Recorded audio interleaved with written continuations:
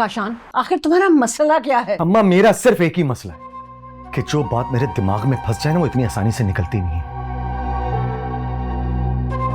बोलो, पूछो, क्या पूछना है? माँ से क्यों अदालत लगाई हुई है? जग्गू भाई, सिर्फ जग्गू भाई। मैं ये तो मान सकता हूँ कि वो मेरा मामू हो सकता है क्योंकि हम दोनों की आदतें एक ही जैसी हैं, लेकिन क्या वाकई वो आपका खूनी रिश्ता है? ये बात मुझे समझ नहीं आ रही। आप मुझे सच सच बताइए आज, क्या वाकई जग्गू भाई से आपका खूनी रिश्ता है या फिर नफरत का? जग्गू से मेरा रिश्ता खून का भी है और नफरत का भी, क्योंकि वो तुम्हारा मामू है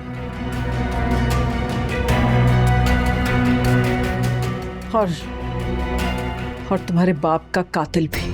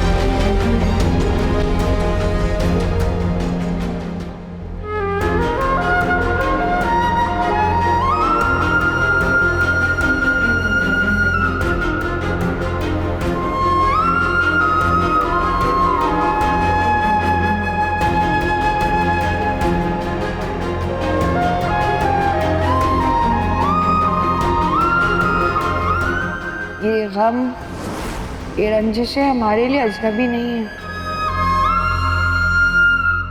इन्हीं के दामन में बड़े होने के आदी हैं।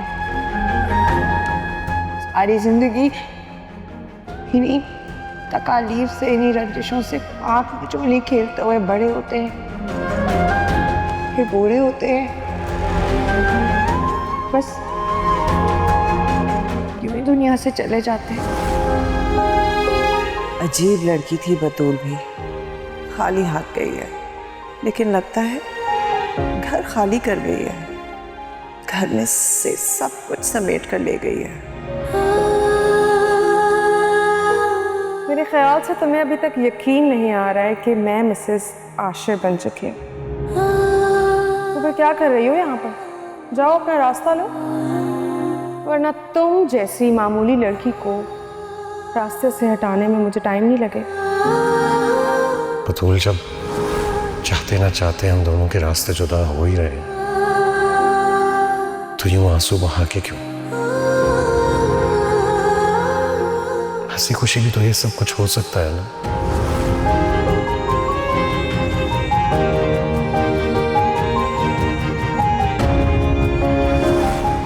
तुम चली जाओ यहां से बतूल। जब तुम जाओगे शायद उसके बाद ही माँ मनाहिल को अपनी बहू तस्लीम कर सकेगी।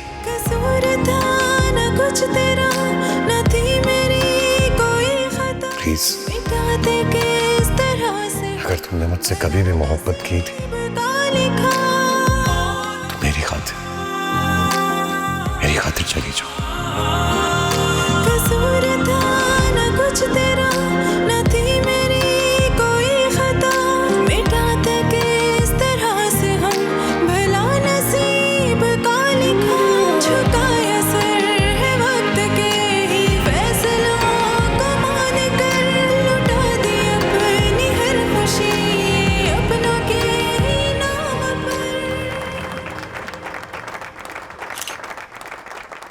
मैं शुक्रगुजार हूँ यहाँ की मैनेजमेंट और आप सबकी, जिन्होंने मेरे लिए वक्त निकाला। दौर कोई भी हो, मोहब्बत में इंसान अक्सर हकीकत को भूल जाता है। एक भूल मुझसे भी हुई है और उस भूल ने मुझे हर लड़की के लिए सबक बना दिया। जिस इंसान को मेरे किरदार का गवाह होना चाहिए था, उसी ने मेरे किरदार को ज़माने के सामने मशकूक बना दिया। घर से भागी हुई लड़कियों के लिए ज़मीन तंग हो जाती है, ना ससुराल कबूल करता है ना माँ बाप अपने घर के दरवाजे खोलते, भाइयों का सर झुक जाता है और हम जैसी औरतें बहनों के लिए जिंदगी भर का ताना बन जाती है। और बाप खुद को चार दीवारी में बंद कर लेता है। माँ दुआ करती है कि ऐसी बेटियां दुश्मन के घर भी पैदा ना हो।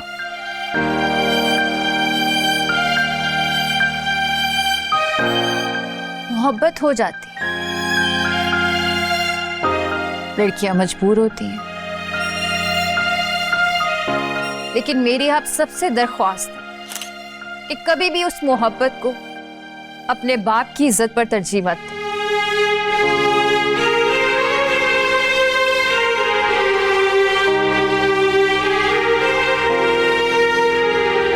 क्योंकि बाप की आंख से निकला हुआ वो आंसू सारी खुशियां बहा कर ले जाएगा।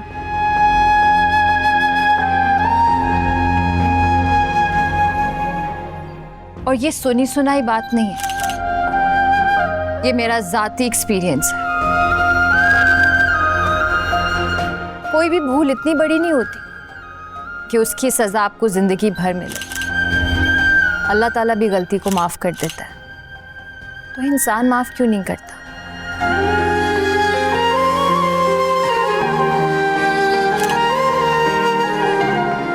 मैंने हिम्मत नहीं हारी, आज भी मैं अपनी जंग खुद लड़ रही हूँ, इस माशरे में अपना नाम बनाने की कोशिश कर रही हूँ। मैं उम्मीद करती हूँ कि आप सब मेरी गलती से सीखेंगे। इस एक पल की आस में ना जाने कितने पल गए, नजरों में जितने ख्वाब थे उदासियों में ढल गए। मिला कोई तो यूं लगा मिले खुद से आज हम, ये जाना खुद को देख कर के हम बहुत बदल गए। ना छेड़ तू हम दीवानों को, ना इस तरह सजा हमें, यूं एक भूल की ये सजा ना दे तू हर दफा हमें। ना छेड़ तू हम दीवानों को, ना इस तरह सजा हमें, यूं एक भूल की ये सजा ना दे तू हर दफा हमें।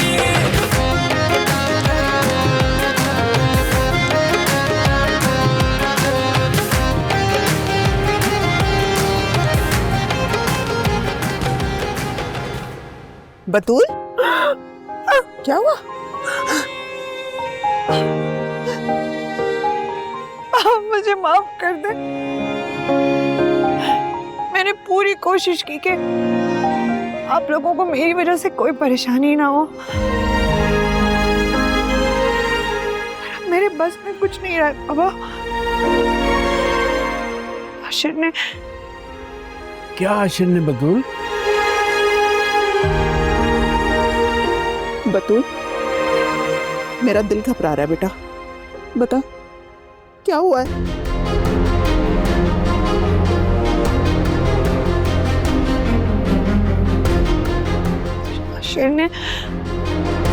आशिर ने कहीं तुम्हें तलाक? नहीं नहीं बाबा, आशिर ने दूसरी शादी कर ली है।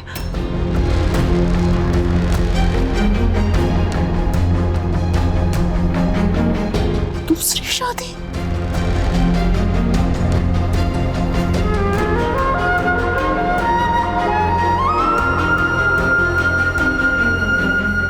जी जी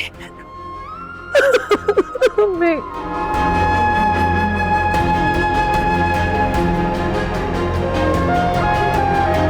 मैंने पूरी कोशिश की, सबको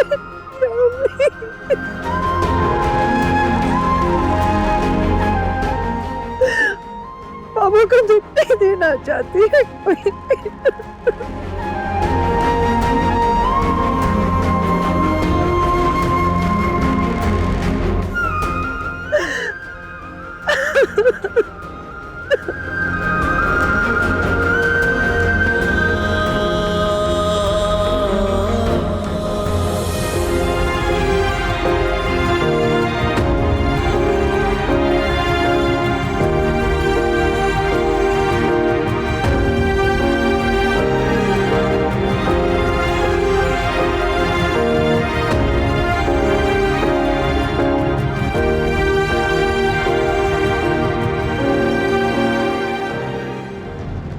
किसकी तस्वीर है? तुम्हारे माँ बाप का कातिल भी।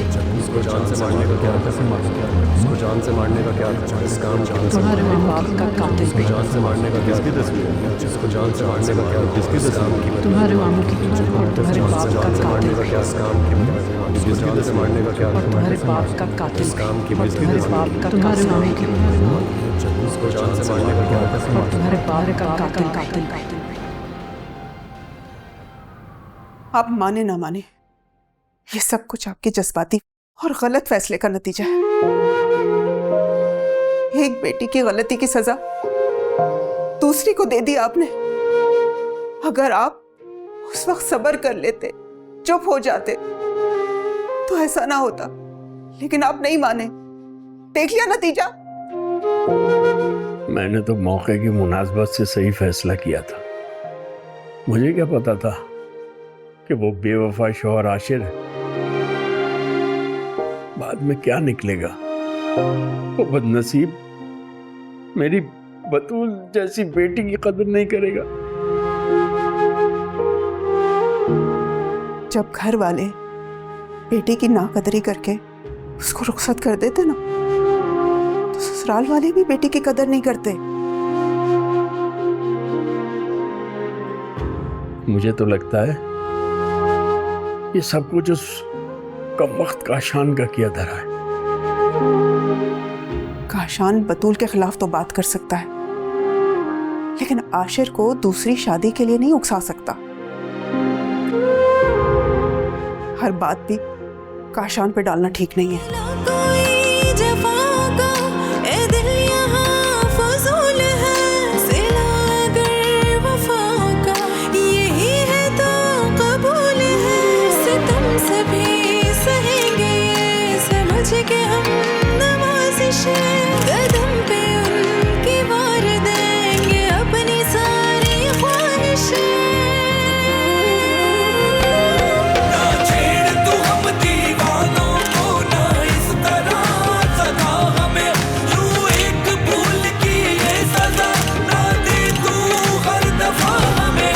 ना छेड़ तू हम दीवानों को, ना इस तरह सदा हमें यूं एक भूल की ये सजा ना दे तू हर दफा हमें। आशिर, तुम ऑफिस जा रहे हो? हाँ, नाश्ता नहीं करना? उठने के बाद बहुत देर तुम्हारा इंतजार किया था। सोचा था इकट्ठे नाश्ता करेंगे, लेकिन तुम उठे अपने वक्त से और मुझे देर हो रही है। बाबा, यू नो दैट ना कि मैं इतनी जल्दी नहीं उठ सकती। जल्दी? टाइम देखा तुमने क्या हो रहा है? एक तो मुझे वक्त की पाबंदी करने वाले लोग ना बहुत जहर लगते हैं। खुशकिस्मत हो फिर तुम। क्या मतलब? अब कौन सी खुशकिस्मती है इसमें?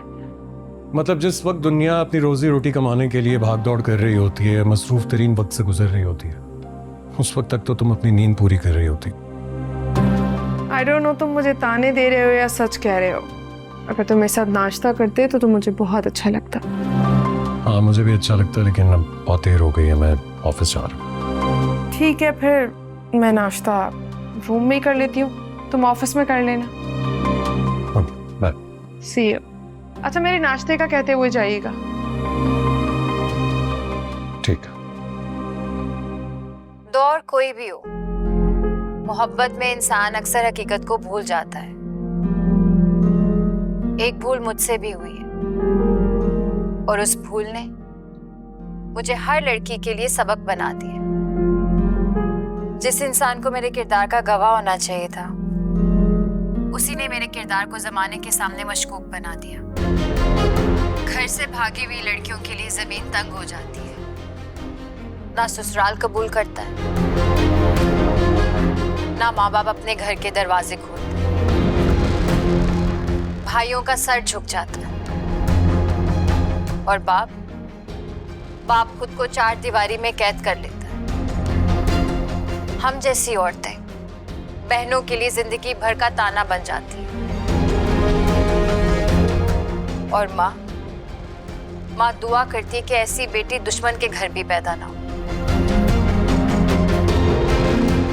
मोहब्बत हो जाती है, लड़कियां मजबूर होती हैं, लेकिन मेरी आपसे दरख्वास्त है कि कभी भी उस मोहब्बत को अपने बाप की इज्जत पर तरजीह मत दें, क्योंकि बाप की आंख से निकला हुआ वो आंसू सारी खुशियां बहा कर ले जाएगा।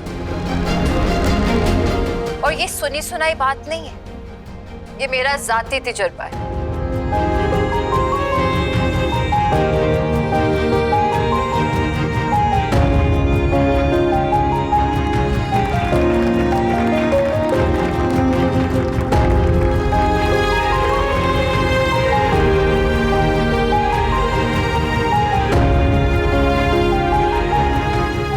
काशान भाई,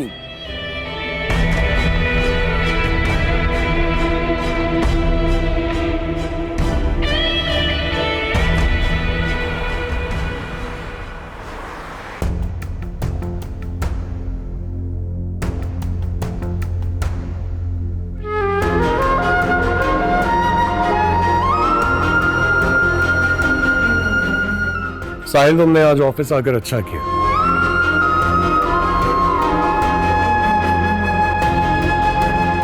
गुड।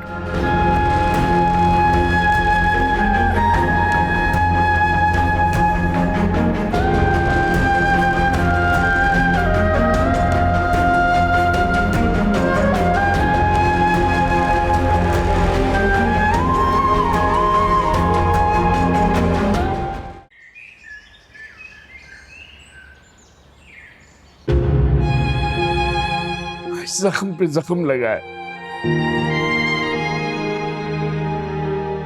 बड़ी बेटी बड़ा शौकन आ गई और छोटी ने एक नया गुल खिला दिया। पहले अपने मोहल्ले में बदनाम किया, अब पूरे मुल्क में बाप का नाम रोशन कर दिया। आज मुझे मौत क्यों नहीं आ गई, क्यों नहीं आ गई मुझे मौत? सब्र करें सराज अहमद, सब्र। सब्र के अलावा कोई चारा नहीं है हमारे पास। किस किस बात पर सब्र करूं? किस किस दुख का मातम करूं? बेटी की सौगन आने पर या पूरे मुल्क में बदनाम होने पर? बताओ ना, बताओ मुझे।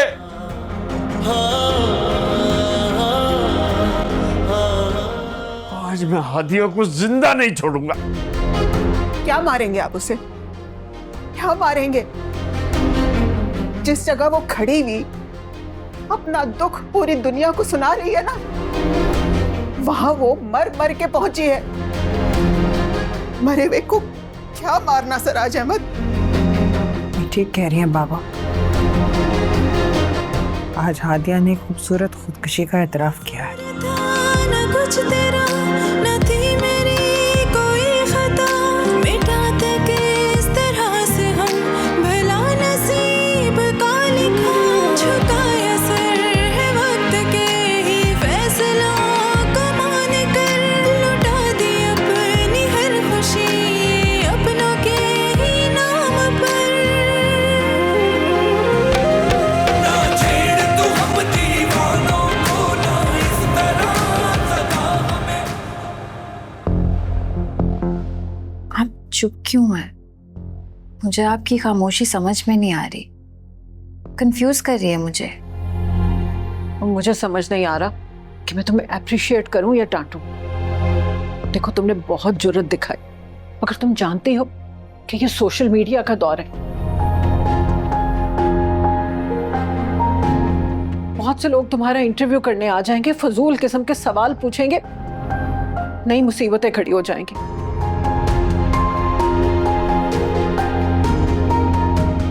और दुआ करो कि तुम्हारा ये इंटरव्यू काशान ना देख ले।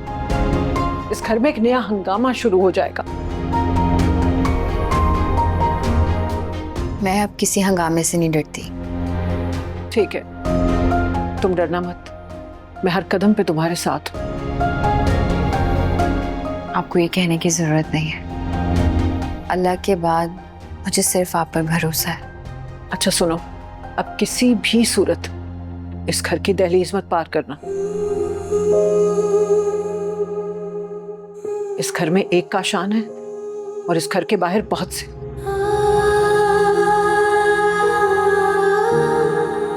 ख्याल रखना।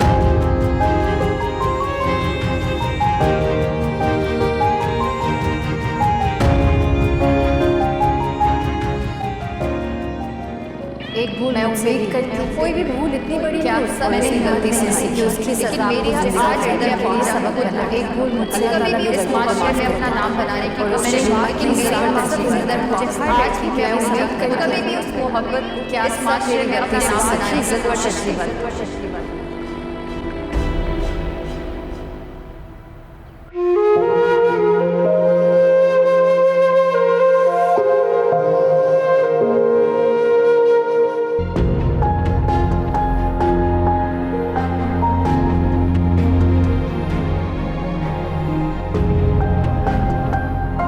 आप जैसे रवायती माँ बाप बेटियों को प्यार तो देते हैं मगर हथियार नहीं देते।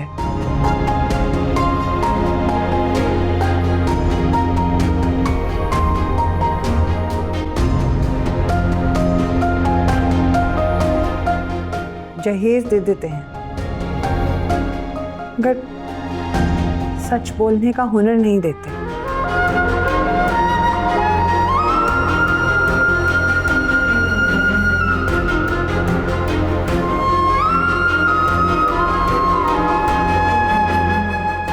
ससुराल से जनाजा उठने की तलकीन तो कर देते हैं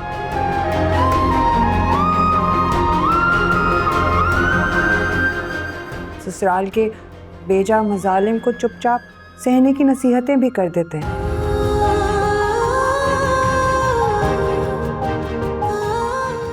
लेकिन मैके के घर वापस आने की इजाजत नहीं देते।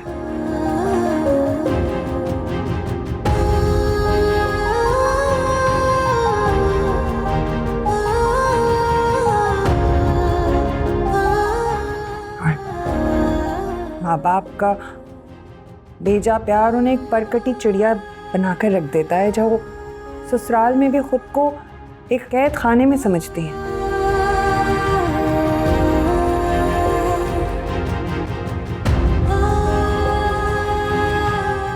बर्तन मांजती रहती हैं, उनका बचा कुचा खाना अपना नसीब समझकर खा लेती हैं।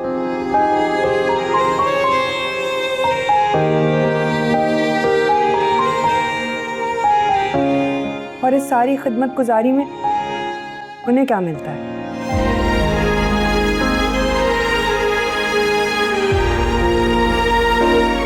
तलाक।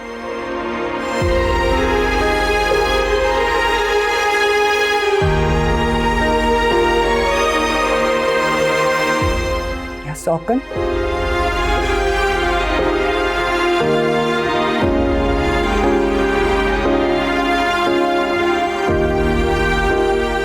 जैसे आप हादिया को बेवकूफ़ कह रही हैं तो उसे भी उसके बदले वही सब मिलना था ना।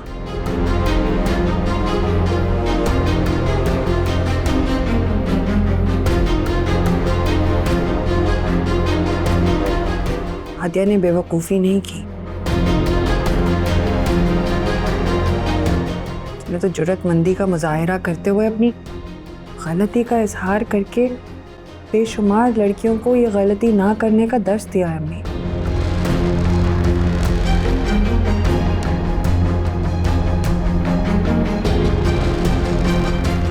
अगर किसी एक लड़की ने भी हादिया की कहानी सुनकर ये गलत कदम उठाने का फैसला तर्क कर दिया तो ना सिर्फ हादिया की गलती का अजाला होगा बल्कि अल्लाह ताला भी उसके अगले पिछले सारे गुनाह माफ़ कर देगा।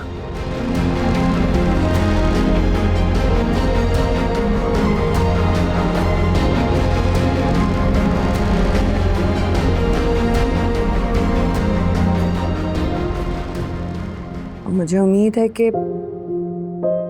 हादिया के इस जरूरतमंदाना कदम पर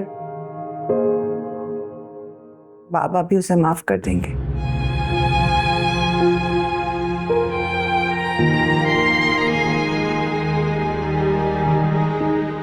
अगर हादिया के इस कदम ने किसी माँ बाप को ऐसी तकलीफ से गुजरने से रोक लिया जैसे आप लोग गुजरे हैं तो भी उसे माफ कर देना चाहिए।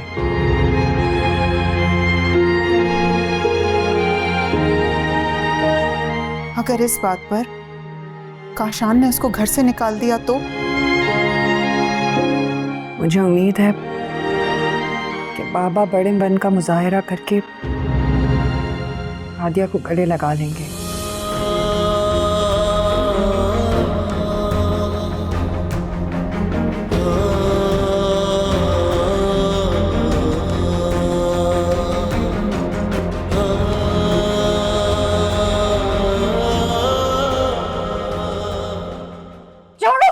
जरा भी शर्म नहीं आई मेरी इज्जत उछालते हुए, वरना अपने बाप के बारे में तो बड़ा बोलती हो। मेरे बाप की इज्जत, मेरी बाप की इज्जत। फिर यहाँ क्या हुआ?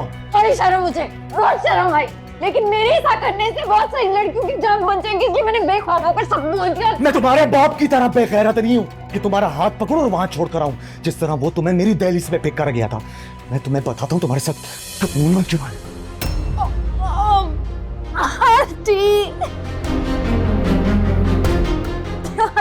हादिया, हादिया, बच्चे क्या हो गया तुम्हें? हादिया,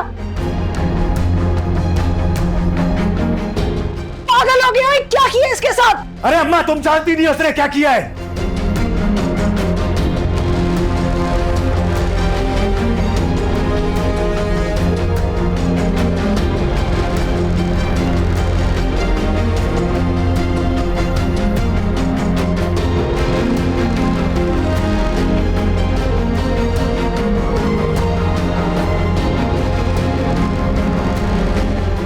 कसूर था न कुछ तेरा, न थी मेरी कोई।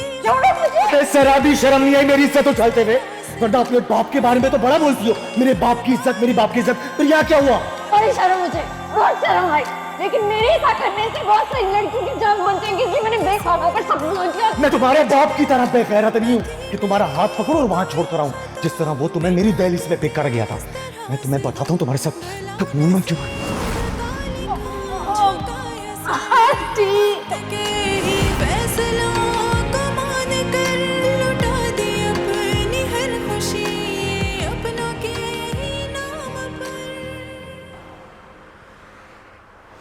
जैसे तुम मेरी पहली शादी कह रहे हो, दरअसल शादी नहीं समझौता था। उस वक्त अपनी माँ और तुम्हारे मामू की इज्जत बचाने की खातिर मुझे वो शादी करनी पड़ी। सर, अगर आप उस वक्त शादी से इनकार कर देते तो ये सब नहीं होता। ऐसी बात नहीं है, मैं वहां शादी से इनकार करने के लिए नहीं आया था। मैं एक्चुअली हादिया से शादी करने आया था। सर, मेरे ख्याल से अगर आपकी वाकई हादिया से शादी हो जाती और उसके बाद भी बनाहिल वापस आती तो अब भी आप यही करते। जब आप बतूल जैसी बीवी पे सौकन ला सकते हैं तो हादिया तो आपके लिए मामूली सी चीज़ है। और बुरा मत माने सर, आपको सच बताना चाहिए था कि शादी से पहले आप मनाहिल को पसंद करते थे। इस मौजू पर बहस करने का अब कोई फायदा नहीं। सर, आपने घाटे का सौदा किया है। तुम मेरे नफा और नुकसान के बारे में सोचने के बजाय बतूल के बारे में सोचो। उसको कॉल करो, उससे कहो कि मुझसे तलाक मांग ले, मैं उसे तलाक दे दूंगा। और अगर वो खुला लेना चाहती है तो उसे अदालतों के चक्कर काटने पड़ेंगे, जो मैं खुद नहीं चाहता। अब ये कोशिश करने की जरूरत नहीं है, क्योंकि मैं जानता हूं ना वो ऐसा करेगी और ना वो ऐसा चाहती है।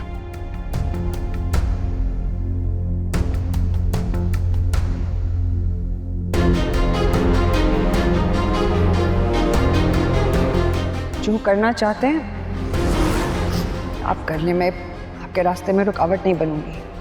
बात रुकावट बनने की नहीं, बात ज़मीर की, आवाज की। मेरा भी ज़मीर है, मेरे दिल पर बोझ है कि मैं एक लड़की को उसकी मर्जी के खिलाफ शादी करके अपने साथ यहां ले आया। उसकी मोहब्बत छीन ली मैंने उससे। ऐसा कुछ नहीं है। ऐसा ही है। क्यों सच नहीं बोल देती हो? क्यों सिसक के अपनी जिंदगी गुजार रही? देखो, मैं सारा इल्जाम अपने सर ले लूंगा। तुम जाओ, जाकर साहिल से शादी कर लो।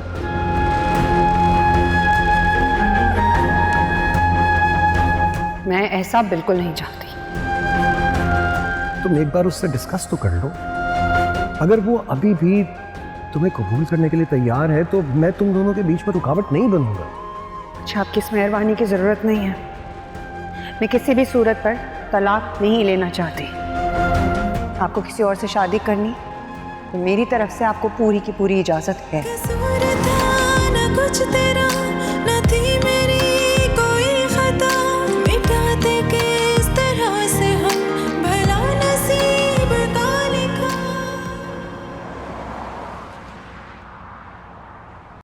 पेशेंट हादिया के साथ आप हैं? जी, कैसी तबीयत है हादिया की? उनकी हालत बहुत नाजुक है। डॉक्टर साहब प्लीज मुझे कोई बुरी खबर मत सुनाइएगा। देखिए, हम बच्चे को तो नहीं बचा सकते, मगर हमारी पूरी कोशिश है कि पेशेंट की जान बचाई जा सके। आप दुआ कीजिए। अस्सलाम वालेकुम आंटी, से नाराज हैं आप? तो तुमसे मैं खुश होंगी? मेरा कसूर क्या है? तुमने मेरा हंसता बसता घर बर्बाद किया है। आपका घर ना तो हंस रहा था और ना बस रहा था, और ना ही आश्रय बतूल के साथ खुश था। बाय द वे, मैंने भी आश्रय के साथ शादी कोई जबरदस्ती नहीं की है। ये जबरदस्ती नहीं है तो क्या है? जबरदस्ती तो उसको कहते हैं जिस तरीके से आपने आश्रय और बतूल की शादी करवाई। तुमने आशिर से बेवफाई की, फैजान से शादी की, तो निभाती ना उसे। तुमने तो शादी ब्याह को मजाक समझ रखा है। मजाक तो मेरे साथ आपकी जिद ने बना कर रखा है aunty, and I know that कि आप मुझे अपनी बहू कभी भी तस्लीम नहीं करेंगी। बाय द वे, मजाक तो आपने आशिर और बतूल के साथ भी किया है, उन दोनों से उनकी मोहब्बत को छीन कर। वेल, मैंने आपके बेटे आशिर की जिंदगी को बचाने के लिए अपनी शादी की कुर्बानी दी। कौन सी कुर्बानी? Don't you know that? Ashir मुझे फोन करता था और आशिर ने मुझे कहा था कि फैजान से डिवोर्स लेकर वापस आ जाओ, वरना मैं खुदकुशी कर लूंगा। गलत किया तुमने। तुमने अपनी जन्नत छोड़ी और मुझसे और बतूल से हमारी जन्नत छीन ली। किसी की जान बचाना इंसानियत है। किसी बीवी से उसके शौहर को छीनना, एक माँ से उसके बेटे को अलग करना, ये कैसी इंसानियत है?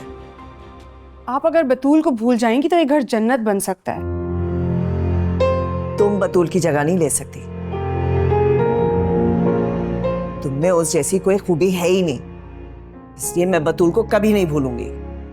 यानी आप इस घर को कभी जन्नत नहीं बनने देंगी?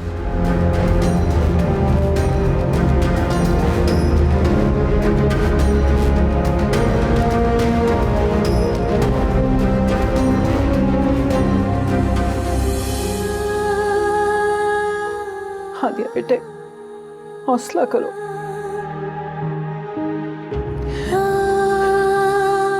वो नन्ही सी जान इतनी ही उम्र लिखवा के लाई थी।